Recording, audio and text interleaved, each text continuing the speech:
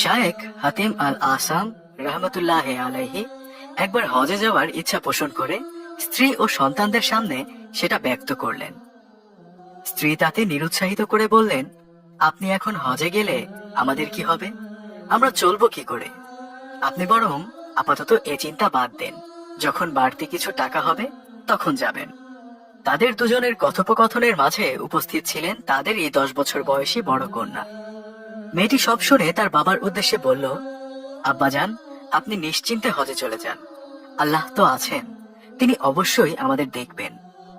মেয়ের কথা শুনে শায়খ হাতিম আল আসাম যেন মনে সাহস পেলেন। এরপর তিনি দিনক্ষণ বুঝে হজের উদ্দেশ্যে রওনা করলেন। তার সপ্তাহ দুয়েক পরের কথা। ততদিনে শায়েখের রেখে যাওয়া পয়সা শেষ হয়ে যাওয়ায় ঘরে খাদ্যের সংকট দেখা দিল।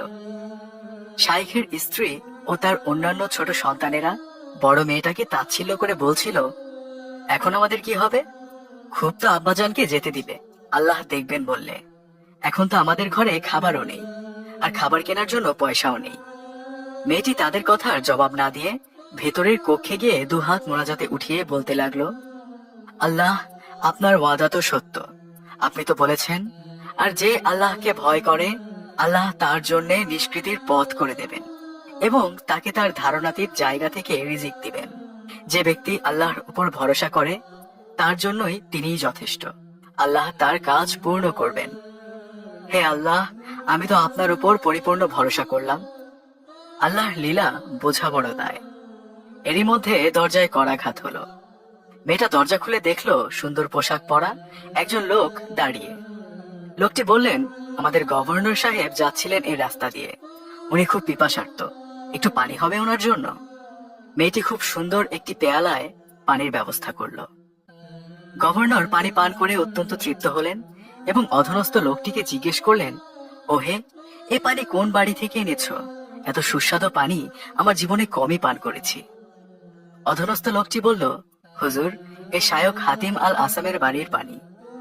গভর্নর বললেন, চলো তাকে গিয়ে সালাম বলে আসি।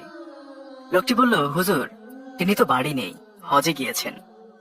গভর্নর বললেন, তবে তো তার পরিবারের সকল প্রয়োজন পূরণ করার দায়িত্ব এখন আমাদের। এ কথা বলে তিনি তার জামার পকেট থেকে এক থলে স্বর্ণমুদ্রা মেয়েটির বাড়ির দরজার সামনে রেখে দিলেন এবং সাথে থাকা ওনার অধনস্থ লোকটিকে উদ্দেশ্য করে বললেন, তোমরা যারা আমাকে পছন্দ করো তারাও আমার মতো অনুরূপ এই পরিবারটিকে কিছু দাও। এ কথা শোনার সাথে সাথে সেখানে উপস্থিত সকল ব্যক্তি তাদের পকেটে রাখা সব স্বর্ণমুদ্রাগুলো দরজার সামনে জমা করে প্রস্থান করলেন। মেয়েটির মা এবং অন্যান্য বোনেরা আনন্দে আত্মহারা হয়ে পড়ল, কিন্তু কাঁদছে শুধু মেয়েটা। তা দেখে মেয়েটার মা জিজ্ঞেস করলেন, তুমি কাঁদছো কেন? যখন আমাদের কিছু ছিল না তখন কাঁদনি, আর এখন এত সম্পদ পেয়ে কাঁদছো? মেয়েটি জবাবে বলল, একটা ব্যাপার ভেবে কাঁদছি।